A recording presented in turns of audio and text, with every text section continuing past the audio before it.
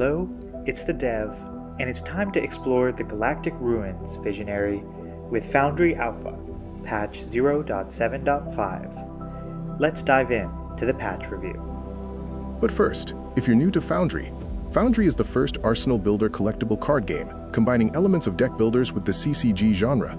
You play as a visionary, amassing influence and plotting a 10,000-year plan as you try to guide the galaxy through 3 distinct eras to a glorious future after the collapse of the First Galactic Empire. The game is mobile-first with PC compatibility. It has PvP and solo player modes, and there is absolutely no pay to win. Earn an entire collection for free.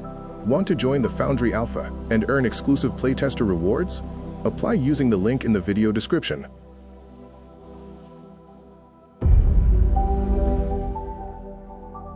Alright, let's dive into the patch. Ruins Reforged is a big patch changing the way the Galactic Ruin system works in Foundry. The way these patch videos will work is I'll first walk through the changes of the patch and then play a sample game to highlight the unique aspects. And so, let's dive right in. For those of you new to Foundry, the Galactic Ruins are kind of a core part of Foundry's identity.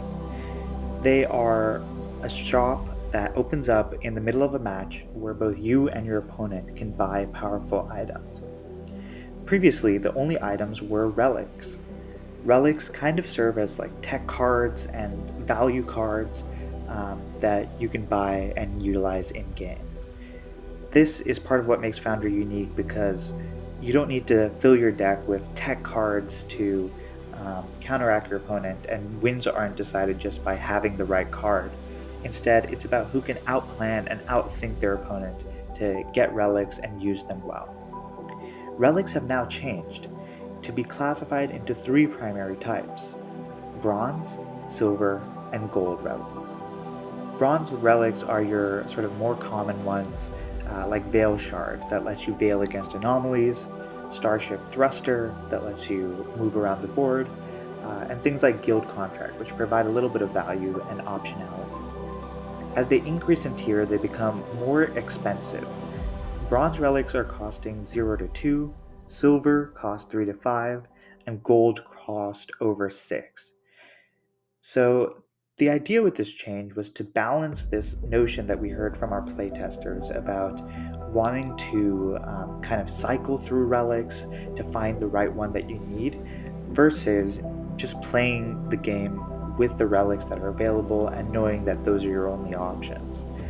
I think this will help create that balance because now, for example, if you wanted to veil against your opponent who's playing an anomaly heavy deck, it suddenly becomes a lot more feasible to think about, buying a bronze relic and searching for that veil shard, especially if you have extra charges, since they aren't that high cost either.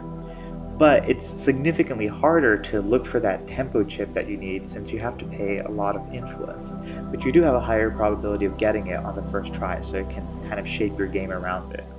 For example, in a game state like this, I would look and see this nuclear power cell and maybe think about adjusting my strategies to create one really tall hero and then use nuclear power cell on it. There are also some new animations and special effects that are still a bit of a work in progress, but to give you a sort of vision of what the ruins may look like with their sort of sandstormy vibe. Let's also jump into the other big change that's happening to the ruins: schematics. Schematics are an entirely new class of item which will be earnable through your crises, and specifically by solving your crises. Previously, solving a crisis would just give you a choice between relics. Now, when you solve your crisis, you'll be given a choice of a schematic from one of the 3 different classes. Let's show how that kind of works in game. So I'm just going to foretell the crisis here, and I now have to achieve this crisis by the end of the round. Balance of power, which has also changed and we'll chat about, but I'm just going to set that up here, and so then we can keep talking about it. So that's another change in this patch. The AI now can try to complete its crises, so you'll be seeing that more often too.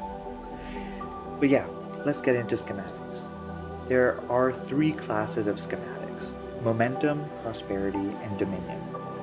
Momentum schematics are focused on tempo, allowing you to cheat the action economy, increasing the efficiency of your actions, trading in cards and relics and things for immediate influence value to really push the pace of a game. Dominion ones are focused on the card game concept of control, letting you control the lanes, increase your board presence, and try to lock your opponent out of the game. And prosperity schematics are focused on value. They slowly gain value over time and can incrementally become a huge threat if you kind of lean into the prosperity schematic mechanic. Schematics are really interesting because they help make Foundry into more of this combination game that is both a collectible card game and a deck builder. Schematics synergize with cards in your deck as well as with one another within a class or between classes as well. So each game feels like this kind of puzzle to create a powerful engine based on the cards that you're available while also using the cards in your deck. I'm really excited to see what you guys make of the system. Mechanically, the way this will work is that after you solve your crisis, so let's go ahead and try to do that here, you will be presented with a choice between a schematic from one of each of the three classes, and whichever one you choose, the crisis slot will then become a schematic generator, a blueprint slot. So we'll see how that looks in a second here. And so in this case, we'll have both completed our crises. I completed the balance of power, the AI completed its religion crises, and now you'll see the choice presented. So I'm given the choice between momentum, dominion, and prosperity, and let's say I want to go for prosperity this game. So you can see the slot has now changed into a 10 influence cost prosperity blueprint. I'll purchase that using this new high power card, which we'll talk about in a second.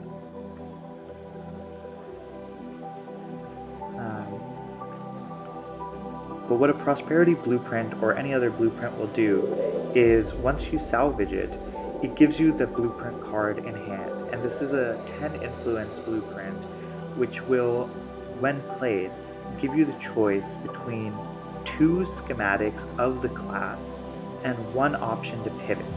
So now that I've played this, I can choose between 2 schematics from the prosperity class, or I can pivot to dominion. And this will be sort of randomly chosen as well. If I pick that, the slot itself changes into a dominion blueprint slot and will now always generate dominion blueprints. Schematics have these effects that are usually based on reserve, meaning they work while they are in your hand. So you're essentially building this kind of deck on the side here in your hand along with your deck on board. Now, let's talk about the other new things in this patch. The first is a new hero, the Transmuter.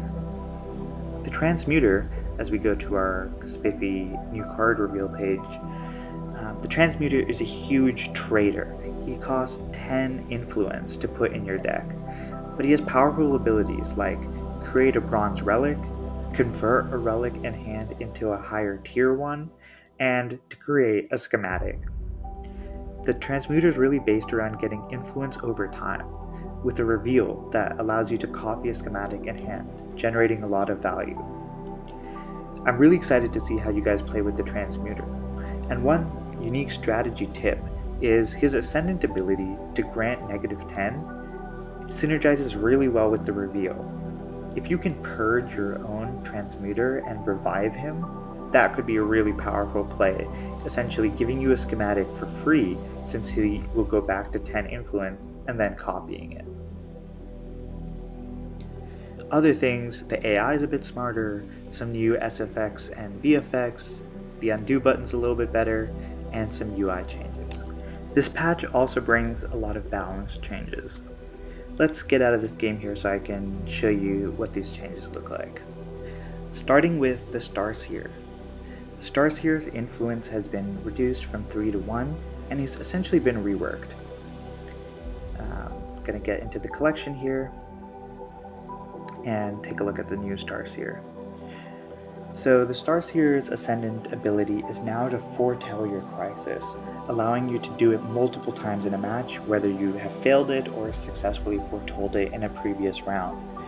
This is also in preparation for a cool sort of combo type card that I don't want to give too much away, but I think you'll be really excited for. The other thing is his Frontier ability has now changed to see an unknown hero in your foe's hand, really playing into the Intuit sort of class of knowledge and foresight on your opponent's actions. The other big rework is on Dita Master Trader. Dita's special was unfortunately too overpowered with the new Ruin system because you could essentially just salvage infinitely since you're getting a charge back using bronze relics. So it has now been changed to Amplify Salvage Barter 1, which is still quite efficient and can be really valuable, but definitely on the weaker side. I may adjust this number more, and I think it's a good change because it gives me a strong balance lever as well for Dita. Another change is in the way that Kalen, the Unseen General, works. Kalen's text is pretty similar, but now he only remembers the card that he predicts once, meaning you can't just spam the Ascendant ability to get that same relic over and over. This is because getting a gold relic like that would be, unfortunately, way too overpowered. And so this change had to be made. The other thing is his reveal ability has changed in a more subtle way. Instead of discarding the lowest influence hero, he now discards the lowest influence card from your foe's hand. This is both a buff and a nerf. It's a nerf in that decks that want to protect themselves against this mill can fill their hand with cheaper relics to kind of offset that effect. But it's also a buff because now he can hit Schematics in hand. So if your opponent is building up a powerful engine, remember that Schematics, once they're finally in your hand, not the blueprint form, they cost 0 influence. So they can be prime targets for the general. Another change is with the Creditor. The Creditor has been adjusted slightly to, instead of add a random relic to your hand, to add a silver one. This way your contract with him is a bit more palatable and there's more mutual agreement on both sides. The other thing is his Ascendant ability has been buffed from stealing 1 to steal 2. This is because the range of the Ascendant ability can be 0 if he's already the highest influence card on the board, versus previously it was a maximum of 6 influence change, because you would steal 1 from each enemy, so that's 3 that they lose and 3 you gain, so 6, which was a bit weak for an Ascendant level ability. Now it can go up to 12, which is much more beneficial, and I think the Predators will be seeing some more play in that Ascendant slot. Principal Investigator has also seen a small buff, where his reveal, instead of gaining 2, gains 3 knowledge. To be honest, I think he's still a little bit on the weaker side, but it's mostly because other cards are too strong and need to be brought in line, so I'm going to leave him around here for now. The other change is with Frontier Surveyor and the Rock. Previously, both these cards had 4 influence, which made them a bit interchangeable feeling. The cards are meant to synergize and work well with one another. If you've read the flavor text, there's a little bit of a love story going on there. But the thing was that since Frontier Surveyor's Frontier ability allows you to phase an ally into the Ascendant form, and the Rock gave you a wormhole which was often used to phase an ally into the Ascendant form, they felt a bit too similar. This way, with the change in influence, they have more of a clear identity, and it better reflects that Frontier Surveyor's ability is more limited and requires potentially other pieces as setup if you want to use the card on its own. The other thing that changed is the crisis, the balance of power. I kind of hinted to this in the game, but it now reads your face-up heroes all have equal influence at the end of this round. The idea with this change was to make it so crises have a bit more of an identity, instead of feeling as interchangeable. I think this is best exemplified by Trade Dominion, which is about salvaging more relics from the ruins. As you know, the ruins only open up after round 3, the midpoint of the game, and so Trade Dominion has a really clear point in the game where you want to use it, and spikes as a mid-game power crisis. The other ones weren't as clear, and so I think with this change, the balance of power will be a much stronger early game crisis. Because remember, in the early game, your Ascendant card is face down, so you only have to have 2 heroes have equal influence at the end of the round. Versus in the late game, when you have all 3, it'll be hard to juggle that to make sure all 3 have equal influence. So this becomes more of an early game focused crisis. Its cost also went up to reflect this, since it's pretty hard sometimes for your opponent to interact with your setup. For example, if I set up my deck to have the same influence in its first 2 slots, I can almost guarantee that the balance of power goes off, so it needs to have a higher cost to reflect that.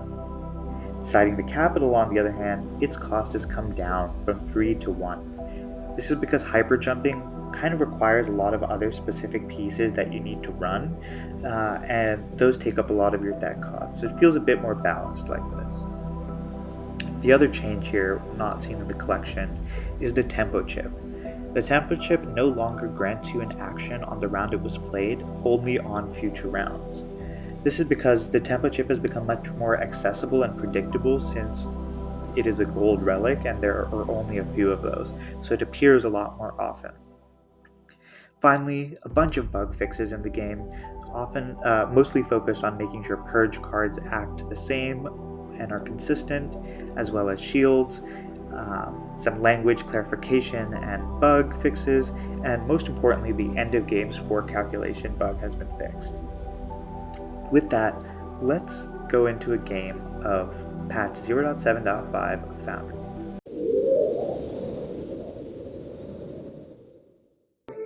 Before we get started, I just wanted to take a second to thank all the people who have signed up to playtest Foundry so far. There are over 50 of you, and it really means a lot to me. If you're interested in playtesting Foundry Alpha, just use the link in the description, and we're going to be onboarding our next wave of playtesters soon. So let's get into a match here. And you may notice my game looks a little bit different. That's because I'm playing on a slightly ahead patch, so you're actually getting a sneak peek of some changes coming soon. So, looks like we're against the Scholars deck, and we're in the trade sector. So this is actually a great sector for us, because it's a sector based on salvaging and getting extra advantages for salvaging. So I'm happy with this. The deck I'm playing here is based off of the new cards and the schematic mechanic. And so I'm just going to start by creating a bronze relic here to get our engine going with the transmuter. And so I click the transmuter and I'm presented with a choice of a bronze relic. I'll take the guild contract, since scholars aren't going to be putting up a lot of anomalies, so I'm less interested in these other options. And let's see what the AI does here. Okay, so the AI foretells the crisis of the balance of power. If you're ever unsure about something in Foundry, you can usually long press it to get more information. And so, we can see our balance of power, and the AI is in a good position to actually complete this, since its principal investigator and encyclopedist are both at 0 power. And I don't have a super great way to disrupt it right now, so I think the AI might actually get this done. I'll hold on to our guild contract in case we want to upgrade it, but for now I'm going to set up so that way we can use our Foretell Crisis next turn, and the way I'm going to do that is with Dida Master Trader, who is also at 2. So I will swap in Dida, and it's now the enemy's turn. That used a charge. Charges can be used for swapping or salvaging actions, and our opponent used the Encyclopedist. Remember, you can always long press to get more details. And the Encyclopedist Frontier ability here is to grant a hero in your hand +4. If I click on the Juggernaut's nameplate, I can view their hand, Of course, I don't know what's in their hand right now, so I can't see anything, but this is where if we are able to figure out what's in their hand, we could get information there. And we actually do have a way to figure out what's in their hand. I have a star seer here, but it's currently face down in its ascendant form. I'd have to hyper jump it to the Frontier era to use that ability. But to end out this turn, I'm going to use Frontier Surveyor's ability to choose a non-scholar ally, like Dida, and phase it to the Ascendant form to prepare for our next turn. So I will phase Dida. And the AI solves the balance of power crisis. So we're starting round 2, all of our cards become unexhausted, and let's see what the AI picked. It picked a Dominion schematic. So I'm again going to click on this, view the AI's hand, scroll over here, and we see the AI picked the Black Seal. When a foe's hero is purged, increase the duration by 1. So that's a great kind of control option that makes your purge effects even more effective. For our turn here, I'm going to start by foretelling the balance of power crisis for ourselves. And then I'm going to set up for round 3 when the Galactic Ruins open by using Dida's Ascendant ability to barter 6, which is a huge discount.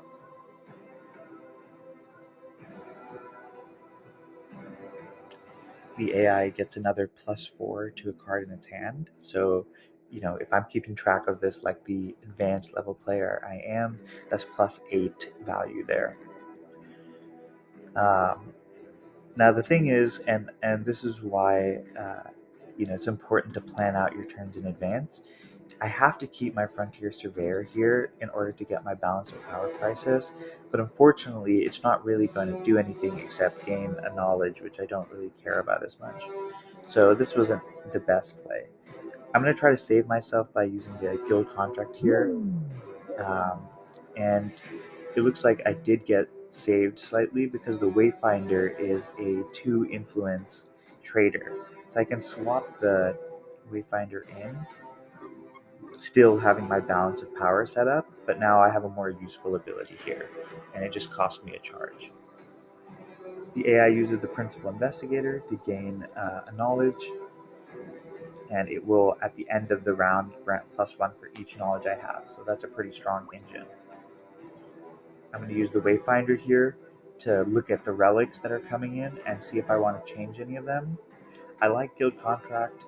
Nuclear Power Cell, not as good in this deck unless I get Prosperity Schematics, which I might choose, so I think I'll actually leave that. And I'll get rid of the Lost Archive because while it could be useful if the AI is purging me, they're playing Scholars, which aren't that great at purging. And so I will replace the Lost Archive with something more useful.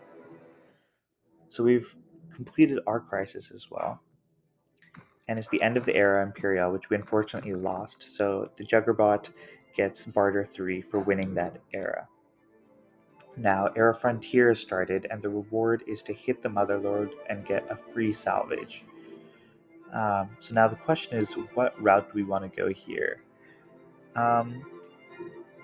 Looking at these options, I'm going to go with the Lost Trade Map and start us on the Prosperity Blueprints quest. The Lost Trade Map amplifies barter and grants our Frontier ally +2 every time we barter. So our deck is going to be doing a lot of bartering, so this could be some good value for us. Now, remember with the Wayfinder we had replaced the Lost Archive, so we see here a Temporal Beacon instead. Alright, so now it's round 3, we got that barter 6, our deck is going to start to come online here. So the first thing I'm going to do is I'm actually going to move the Transmuter into the Ascended form here by swapping it with a charge. It's now the enemy's turn, and the AI, being the simple person it is, will just try to use its abilities over and over. But what I'm going to do here is I'm going to use the Transmuter and get another schematic to hand at the cost of 10 influence. Keeping in with the Prosperity schematics, which kind of amplify one another, I will pick an Archive Scroll here.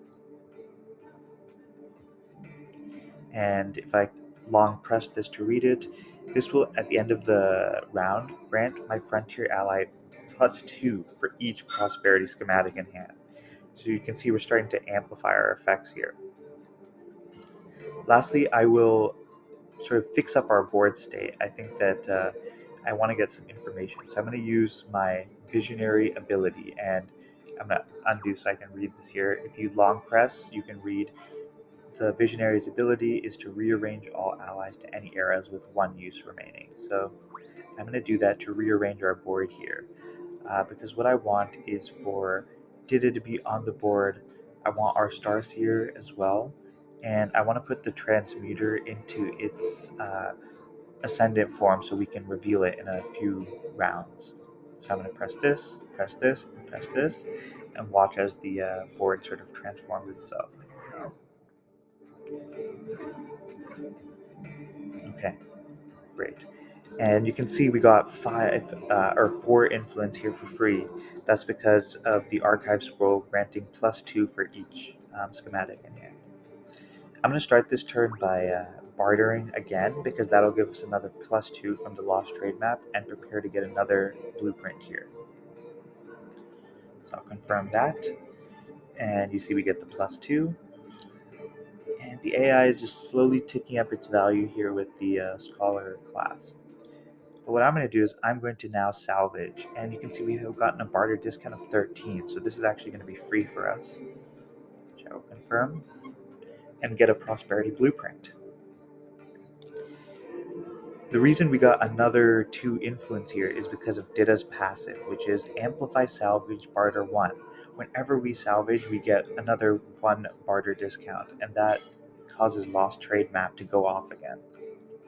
Let's play our Prosperity Blueprint and see our options here. Ooh, another Lost Trade Map, so we can really amplify our effects here. Alright, so we've started to figure out a strategy with our deck from the schematics that were offered. And I think we're going to try to use the guild contract here to get us another salvage, more for the barter discount than the actual item, though the item itself doesn't hurt either. So we already have barter 4, so this is actually going to be free for us, and I will grab it. And now you can see we got +10 here. We control the era at the end of the round 4, so we get a free salvage as our reward. I'm going to use this now to buy the nuclear power cell. It's a free salvage, so this doesn't cost us an action, and we'll get our 2 actions this round as well. So we got the nuclear power cell, and now we start round 5. Round 5, the reward for winning the round will be giving the Ascendant +2 for each time we salvage this game. Now both sides reveals went off, and we get to copy a schematic. So I'm going to copy the Lost Trade Map again, so to really amplify our abilities here. And what I'm going to do now is I'm going to buy another nuclear power cell that's appeared here. We don't have any barter discounts, so this will cost the full cost, but it's still worth it. I really want to concentrate all my power on this 1 Starseer. And oh my gosh, another nuclear power cell has appeared. So let's see what the opponent does. Gains another knowledge here. I'm going to play out the guild contract as well. I don't think I'm actually going to play any of these characters, so I'm just going to use Magistrate Mallow since he has a base influence of 7, so it's a pretty good value there. Let's buy this other nuclear power cell, and we can see we've got the barter 1 effect from Dida, so this will only cost us 5, but then we get 6 back, so ends up costing us like -1 there, except for the action cost, of course. And I'm just going to keep doing this. Another power cell here. We're just getting so much value. Now, one thing that you may be thinking is this seems like really strong, but if we weren't playing against an AI, if we were playing against a smarter opponent, they could kind of figure out what we're trying to do here, and they could start searching for a purge, or get a schematic that allows them to purge, or do other things to kind of counter our play here. But since we're against the AI, I'm getting a pretty good time with this. And so what I'm going to try to do this turn is to deny the AI any more value. I ideally want my highest power card to be in the ascendant zone. So I'm going to use swaps to make that happen, and so that cost a charge. Remember, charges can be used for swaps and salvage actions. And so I will swap the Starseer in here. And now, before our final action, I'm going to play out all these nuclear power cells, because you cannot use the relics after your final action. So there's the first one. You can see some of the new VFX uh, for consuming these power cells, and boy, we've gotten it to 448 here. And with my final action here, I'm going to use Ditta's ability to barter again, even though we won't be able to, of course, barter anything, because that's will cause our lost trade map to go off a little bit more. And so now the round has ended, and we get even more value because we've been salvaging a bunch of this game. So now we'll do the score calculations, and we're adding up all the scores on board, where you can see we have a hefty advantage. But now we also include all the cards in hand. So our opponent's been buffing up some cards in hand, so you can see they get some pretty decent chunks there. We get all 5 of our cards, but ultimately our advantage was way too big for the opponent. And so this is, kind of what the schematic system can feel like. This was a bit of a perfect game in the sense that, we were in the galactic sector that rewarded us for bartering even more. And the prosperity schematic we got really helped set up our vision. But this is kind of what this deck could play out with.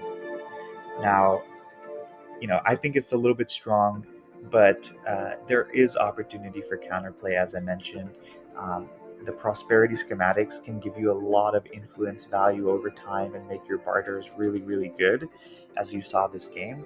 But they're extremely vulnerable to just purging, this target and resetting its power. The other schematics that you could see, we got to look at one of the Dominion blueprints, which would have given the AI more board control. But there's a whole slew of schematics that are in the game, and new schematics will be added each season of Foundry's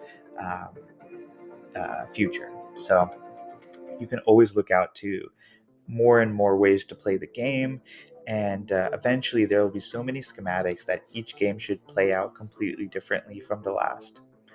So I hope this gave you a quick look into patch 0.7.5 and some of the exciting new features that are coming to Foundry.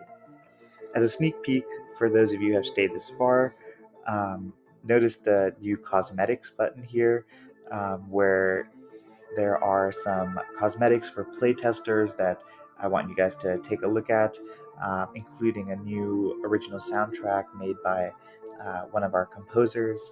And these sort of cosmetics will be earnable as a playtester. So if you're interested in the game, I strongly recommend you sign up and try to get some of these exclusive rewards. Foundry is a free-to-play game, and will stay that way, with all cards being earnable for free, and cosmetics will be how we kind of monetize the game in the future. All right, that's it for me. Enjoy patch 0.7.5, and I'm looking forward to see what crazy combos and things that you figure out with this patch.